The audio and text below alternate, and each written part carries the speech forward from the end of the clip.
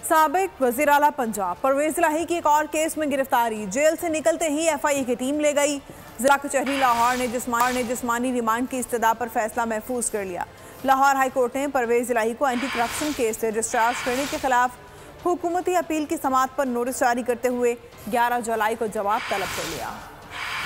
ही की एक बार फिर रिहाई और गिरफ्तारी। साबिक वजीर आला पंजाब की जिला कचहरी में पेशी। तहरीक इंसाफ के सदर चौधरी परवेज इलाही को वफाकी तहकीकाती इदारे ने रिहा करते ही एक और केस में गिरफ्तार कर लिया। FIA की टीम परवेज इलाही को जेल से गिरफ्तार करके ले गई और जिला कचहरी में पेश कर दिया।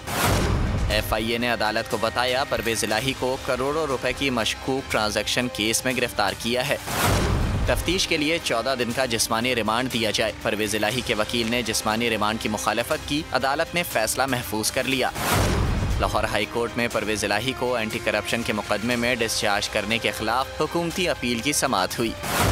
दरख्वास्त में इस्तदा की गई कि अदालत के फैसले को कलअदम करार देकर मुकदमा बहाल करने का हुक्म दिया जाए।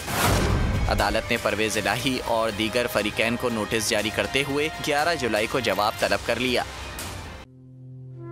तू की जाने यार अमीरा, रोटी बंदा खा जाती है। यूनान में कश्ती उलटने का अलमनाक हादसा।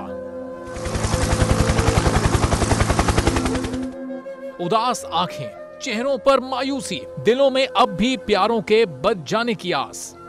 मेरी दरखास्त है वजीर आजम अगे जल्दी तो जल्दी मेरे बच्चे की तलाश की जाए। गम की इस घड़ी में बोल रहा अपनों के साथ सहाफती फराइज को निभाते हुए पहुंचाई हर खबर अवाम तक। और यूनान में महाजरीन के जहाज को हादसे के बाद अब रेस्क्यू ऑपरेशन खत्म हो चुका है। 68% अवाम ने कश्ती हादसे की पल पल की खबर से जुड़े रहने के लिए देखा सिर्फ बोल न्यूज, क्योंकि बोल है पाकिस्तान का नंबर 1 न्यूज चैनल। सब्सक्राइब करें और बेल दबाएं ताकि कोई खबर रह न जाए।